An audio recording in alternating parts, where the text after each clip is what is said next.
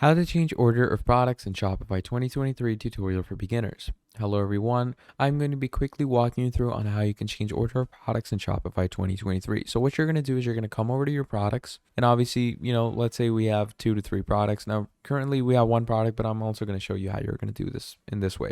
So the order of products can't really be changed in your Shopify store because they're all jumbled up and stuff. The way you can change their order is you're going to make collections, okay?